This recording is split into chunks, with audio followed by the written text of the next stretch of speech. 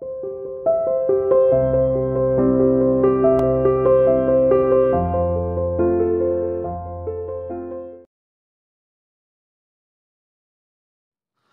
बच्चों, अब हम डिस्कस करेंगे वेक्टर एनालिसिस, जो कि फिज़िक्स में बहुत इम्पोर्टेंट टॉपिक है। या ये कह सकते हैं कि जैसे जैसे हम लोग फिज़िक्स में आगे बढ़ते हैं तो क्वांटिटीज़ को, फिज़िक्स की क्वांटिटीज़ को हैंडल करने के लिए जो टेक्निक चाहिए वो वेक्टर है। हम लोगों ने डिफरेंट चीज़ें पढ़ी, जैसे हम लोग पढ़ रहे थे फिज़िक्स में फिजिकल क्वांटिटी, याद होगा आप लोगों को थोड़ा सा, फिजिकल क्वांटिटी। और फिजिकल क्वांटिटी में आप लोगों ने जो पढ़ा वो क्या पढ़ा? फिजिकल क्वांटिटी क्या है? Q is equals to N E, sorry, Q is equals to N U. अब हम लोगों ने कहा था फिजिकल क्वांटिटी होती है, डिफरेंट क्वांटिटी होती हैं, लेंथ होता है, मास होता है, टाइम होता है, वगैरह वगैरह वगैरह।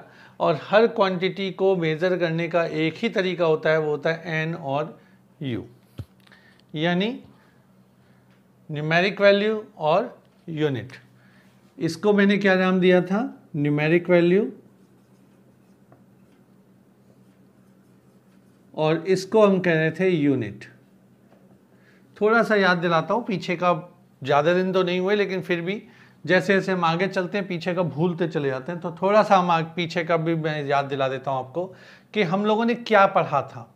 मैंने कहा कि मैं बाज़ार गया, मार्केट गया, मेरा घर यहाँ पर है और मेरा मार्केट इस जगह पर है, होम टू मार्केट। यहाँ से यहाँ गया, डिस्टेंस था 4 किलोमीटर।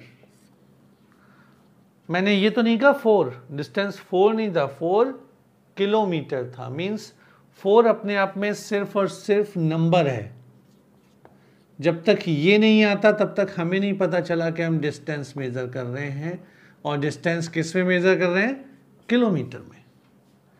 तो हम लोगों ने ये पढ़ा था कि क्वांटिटी जो होती है, क्वांटिटी में एक न्यूमेरिक वैल्यू होती है, दूसरा यूनिट होता है। जैसे फॉर एग्जाम्पल मार्केट गए, कुछ सामान लाए, सामान कैसे लाए?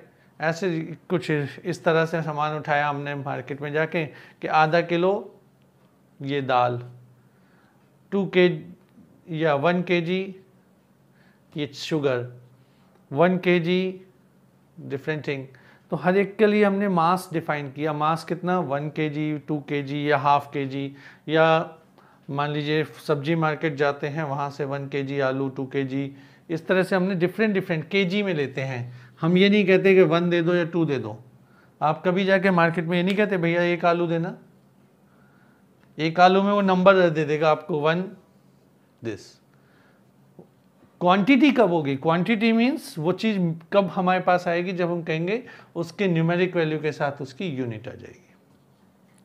तो फिजिकल क्वांटिटी हमने पढ़ी, और फिजिकल क्वांटिटी में हमने पढ़ा न्यूमेरिक वैल्यू होता है और यूनिट होता है। उसके बाद हम लोगों ने पढ़ा था कि कितने तरह की क्वांटिटी होती है वगैरह वगैरह। आज में पढ़ने वाले हैं हम लोग कि टाइप्स क्या होती हैं क्वांटिटी की, और उन क्वांटिटी को हैंडल कैसे करते हैं, यानी उसके जो एडिशन है, उसके लिए हम सब्ट्रैक्शन है, उसके लिए क्या लॉज हैं, हम उसको कैसे कैलकुलेट करते हैं, आज हम वो देखेंगे।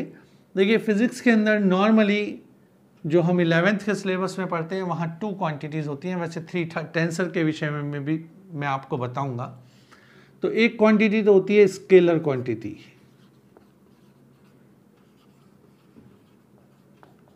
एक होती है स्केलर क्वांटिटी। सभी लोग जानते हैं स्केलर क्या होता है। स्केलर मीन्स जिसके अंदर केवल और केवल मैग्नीट्यूड हो, डायरेक्शन की इंफॉर्मेशन वहां से ना मिलती हो। तो हम कह सकते हैं the quantity having magnitude only.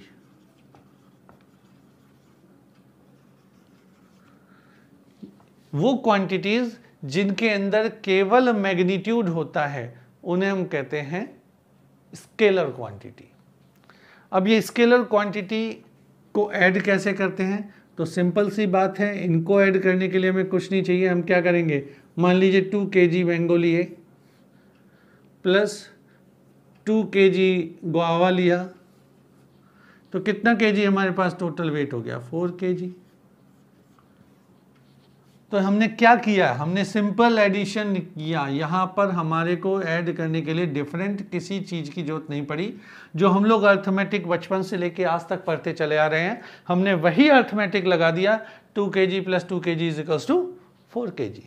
तो स्केलर के लिए, स्केलर क्वांटिटीज़ के लिए हम जो मैथमेटिक्स पढ़ते चले आ रहे हैं उसी मैथमेटिक्स को यूज़ करते हैं। स्केलर क्वांटिटी वो क्वांटिटी हुई जिनके अंदर मैग्नीट्यूड होता है, जिनके अंदर मैग्नीट्यूड है, डायरेक्शन नहीं है, डायरेक्शन की वो इंफॉर्मेशन नहीं देते हैं। फॉर एग्जाम्पल में कहेंगे हम डिस्टेंस, नंबर 2 स्पीड। देखिए डिस्टेंस कैसे, यहां से चला मैं यहां गया, मैं डिस्टेंस मेजर कर रहा हूं, मैं किस तरफ गया, उसकी डायरेक्शन क्या थी, मैं नॉर्थ से साउथ की तरफ गया या साउथ से नॉर्थ की तरफ गया, ईस्ट टू वेस्ट गया, वेस्ट टू ईस्ट गया, साउथ ईस्ट की तो नहीं गया, उसकी डायरेक्शन थी क्या थी, यहाँ हम बात नहीं कर रहे। हम क्या कर रहे हैं, हम यहाँ से यहाँ गए बस।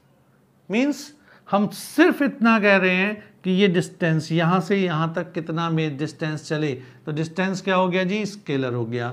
स्पीड क्या हो गया, स्केलर हो गया। एनर्जी क्या हुआ, स्केलर हुआ। वर्क क्या हुआ, स्केलर हुआ, एटसेट्रा। ये सभी चीज़ें हमारे पास हम कहते हैं स्केलर क्वांटिटी होती हैं। अब बात आती है कि स्केलर क्वांटिटी तो ये होती है, पर वेक्टर क्या होता है, और वेक्टर के साथ साथ हमें पता होना चाहिए कि और कैसे हम वेक्टर्स को डिफाइन कर सकते हैं। तो अब वेक्टर क्या होता है। देखिए वेक्टर के लिए जब भी हम सोचेंगे तो वेक्टर क्वांटिटीज क्या हैं,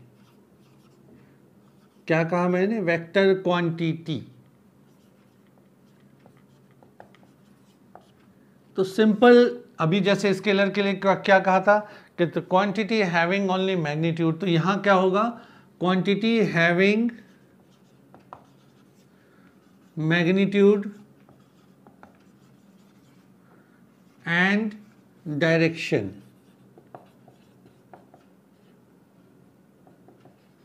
बोथ। अगर क्वांटिटी है उसमें डायरेक्शन भी है, उसमें मैग्नीट्यूड भी है, दोनों चीजें मिलती हैं, then it is called vector quantity. लेकिन यहां पर एक छोटी सी बात और कहूंगा, and direction, having magnitude and direction obeys vector law of vector algebra, laws of vector algebra। साथ में मैंने ये भी कहा, क्या कहा कि वेक्टर क्वांटिटीज वो क्वांटिटी होती है जिसमें डायरेक्शन भी हो, मैग्नीट्यूड भी हो, और इंपॉर्टेंट पॉइंट कि वो वेक्टर अलजेब्रा की सारी लॉज को ओबे करता हो, उसका पालन करता हो, उनको फॉलो करता हो। फॉर एग्जाम्पल में आ गया डिस्टेंस की जगह डिस्प्लेसमेंट। डिस्प्लेसमेंट हम क्या कहते हैं, डिस्प्लेसमेंट वेक्टर है क्योंकि साथ साथ डायरेक्शन भी होता है। हम कहते हैं वेलोसिटी, वेलोसिटी वेक्टर है क्योंकि उसमें भी डायरेक्शन होती है। हम कहते हैं momentum, momentum means quantity of motion. हम कहते हैं फोर्स, फोर्स में भी डायरेक्शन होता है, एटसेट्रा। बहुत सारी चीज़ें आएंगी, क्वांटिटीज आएंगी जो वेक्टर में आती हैं। डिस्टेंस स्पीड को छोड़ के, जैसे डिस्टेंस स्पीड हमने पढ़ी वो थी स्केलर। अब क्या वो सारी क्वांटिटीज जैसे हैविंग मैग्नीट्यूड हो गया, डायरेक्शन हो गया, और वो वेक्टर अलजेब्रा को लॉ को फॉलो कर रही हैं, वो तो हुई सारी वेक्टर। अगर कोई ऐसी क्वांटिटी हो, एनी क्वांटिटी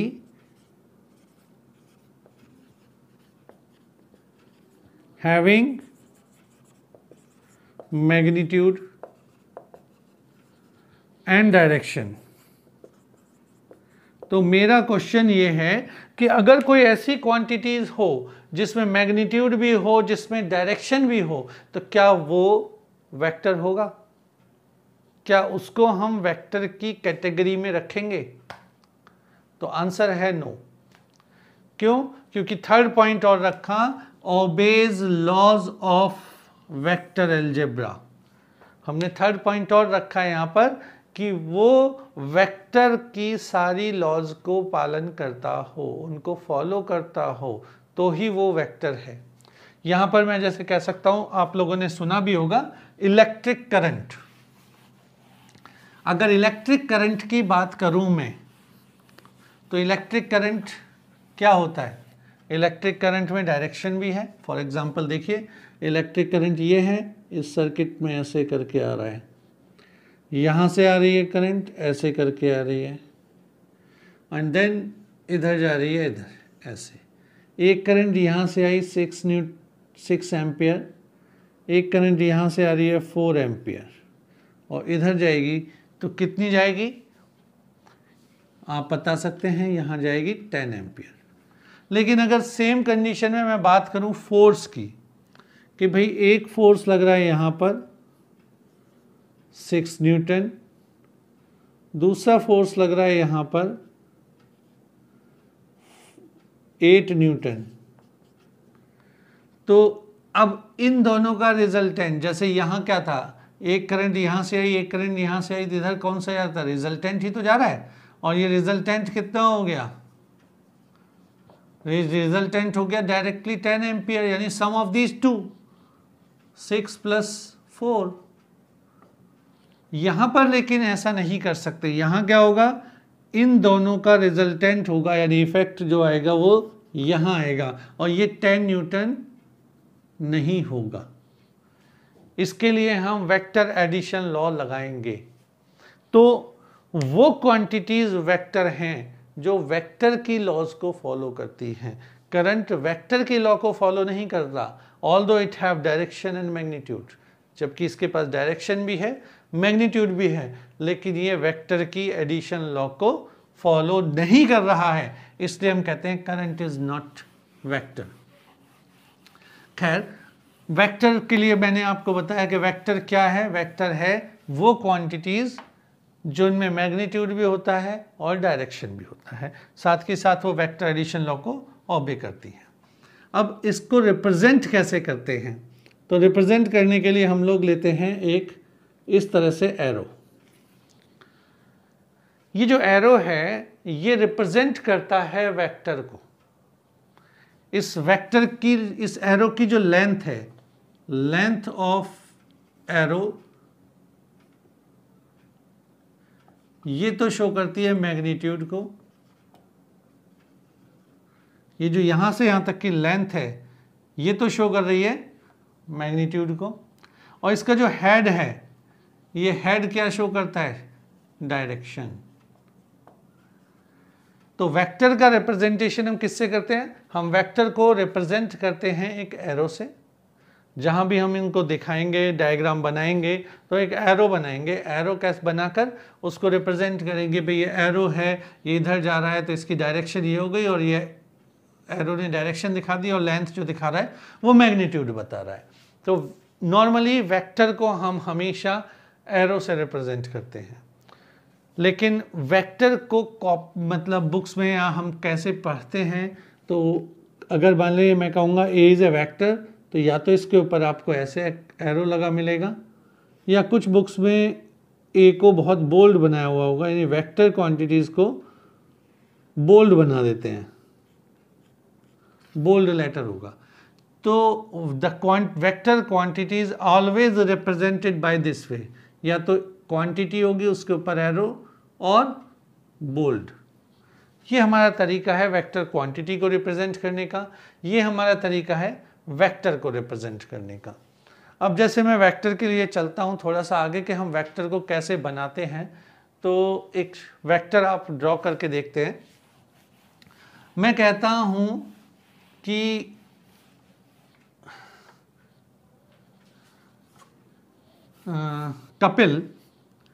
कपिल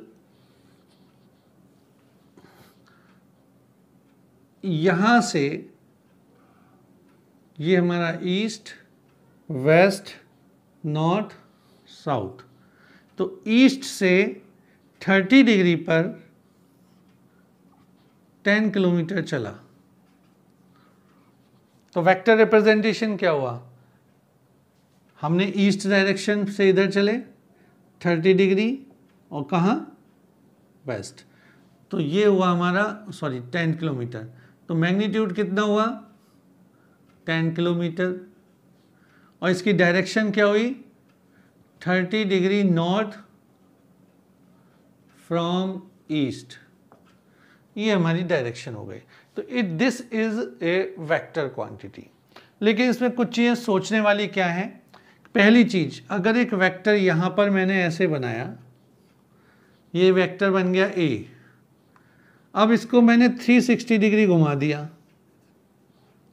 कितना घुमाया 360 डिग्री, तो क्या ये वापस कोई नया वेक्टर बन के आया या सेम है, तो आंसर होगा सेम वेक्टर होगा। Means vector is same at 360 degree, यानी 360 डिग्री के रोटेशन के बाद वेक्टर हमेशा सेम होता है। अब हम लोग देख रहे हैं वेक्टर को रिप्रेजेंट कर रहे हैं अलग अलग ढंग से, तो हमने कहा वेक्टर को कैसे रिप्रेजेंट करना है, जिस डायरेक्शन में दिया गया है उस तरह से। हम लोगों को डिस्प्लेसमेंट कहा जाएगा ईस्ट में गया या वेस्ट में गया, नॉर्थ में गया, साउथ में गया। हो सकता है ये कहा जाए कि नॉर्थ ईस्ट की तरफ गया, तो नॉर्थ ईस्ट का मतलब क्या हुआ, नॉर्थ ईस्ट का मतलब है कि 45 डिग्री। अगर ये कहा जाए कि नॉर्थ ईस्ट साउथ या साउथ ईस्ट, तो ये क्या होगा 45 डिग्री, इन दोनों के बिल्कुल बीच में। अगर आपसे कहा जाएगा साउथ वेस्ट, तो 45 डिग्री ये वाला हो जाएगा और बिल्कुल बीच में। आपसे कहा जाएगा नॉर्थ वेस्ट, तो यहाँ बीच में। मीन्स अगर आपके वर्ड हैं ईस्ट वेस्ट नॉर्थ साउथ, तो डायरेक्टली आप इस डायरेक्शन में बनाएंगे, और अगर आता है नॉर्थ ईस्ट यानी ईस्ट और नॉर्थ के बीच में 45 डिग्री पर। आपसे पूछा जाता है साउथ वेस्ट, तो साउथ और वेस्ट के बीच में 45 डिग्री पर। इस तरह से हम हमेशा वेक्टर को रिप्रेजेंट करेंगे। देखिए आज का लेक्चर बिल्कुल बेसिक लेक्चर है, और बेसिक लेक्चर्स में जब हम डिस्कस करते हैं तो हम क्या करते हैं, चीज़ों का रिप्रेजेंटेशन, नोटेशन, उसकी टाइप्स वगैरह डिस्कस करते हैं कि वो क्या हैं, कैसे उसको कैलकुलेट कर सकते हैं, वो सब आएगा धीरे धीरे करके, बहुत कुछ आएगा। और वेक्टर आपके लिए एक बिल्कुल नया टॉपिक है, इससे पहले हमने कभी वेक्टर नहीं पढ़ा, तो इस टॉपिक में आपको थोड़ा सा ज़्यादा कंसंट्रेशन की जरूरत भी पड़ेगी, क्योंकि कई बार क्या होता है हम लोग सोचते पड़े रह जाते हैं, इफ़ एंड बट में लगे रहते हैं। ध्यान रखिए, it is a technique to calculate the vector quantities. ये मैथमेटिक्स का एक पार्ट समझ लीजिए। जैसे हमने इतने सारे टूल्स पढ़े थे, डिफरेंशिएशन, इंटीग्रेशन वगैरह, ऐसे ये भी एक टूल है, लेकिन यहाँ पर हमें फिज़िक्स से मिला के चलना है, फिजिकल क्वांटिटीज़ को कैलकुलेट करते हुए चलना है, फिजिकल क्वांटिटीज़ के ऊपर ऑपरेट करते हुए चलना है। तो अब नेक्स्ट आगे मैं जो आपसे डिस्कस करने चल रहा हूँ वो कहलाता है टाइप्स ऑफ वेक्टर्स। वेक्टर कितने तरह का होता है। देखिए सबसे पहला वेक्टर मैं अब आपके सामने लूंगा, सबसे first type, that is equal vector. Equal vector, equal vector कौन से होंगे। मैं आपके सामने एक वेक्टर बना रहा हूं, एक वेक्टर मैंने बनाया ये, दूसरा वेक्टर बनाया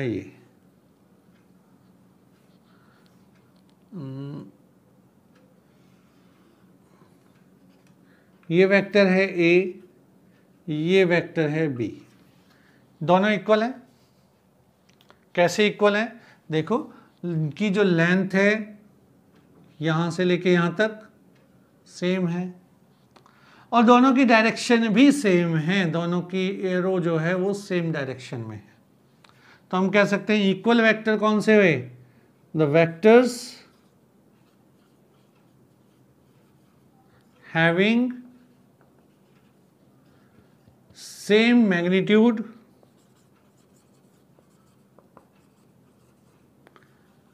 एंड डायरेक्शन, वो इक्वल वेक्टर हुए। एक चीज और बात कर लेते हैं हम, ठीक है, आप लोगों ने सही कहा। नॉर्मली सभी लोग यही कहते हैं कि vector having same magnitude and same direction are known as equal vector.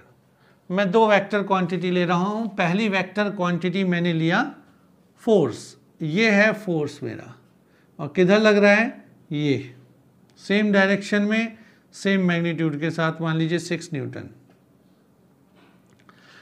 और इसने जो डिस्प्लेस किया फोर्स लगाने पर, डिस्प्लेस हो गया मेरा 6 मीटर इसी डायरेक्शन में। तो डायरेक्शन भी पता चल रही है, तो ये क्या है, डिस्प्लेसमेंट।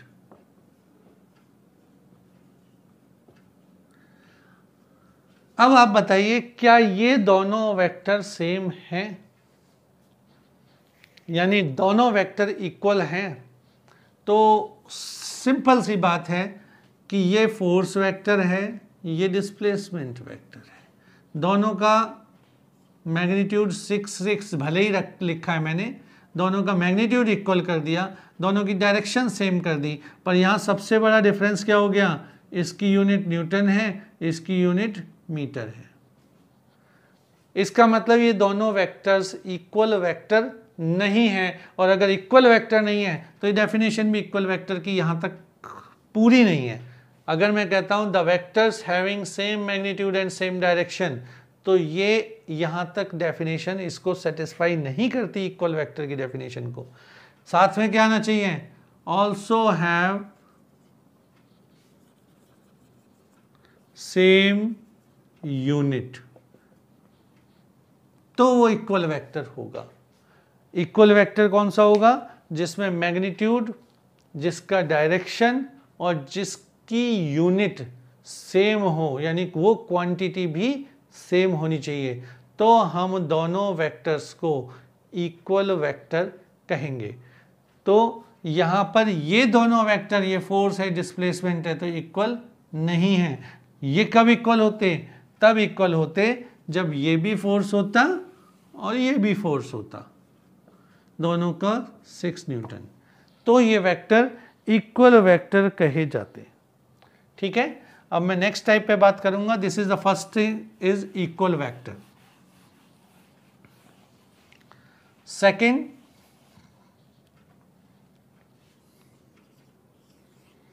सेकेंड टाइप की जब मैं बात कर रहा हूं आपसे, तो मैं कह रहा हूं parallel vector.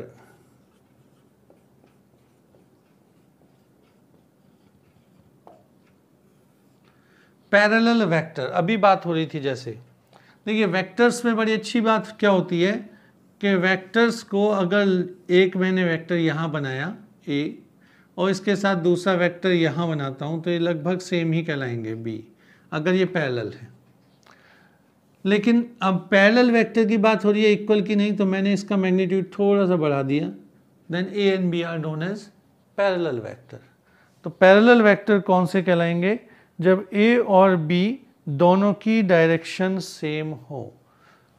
Parallel vectors are those which have exactly same direction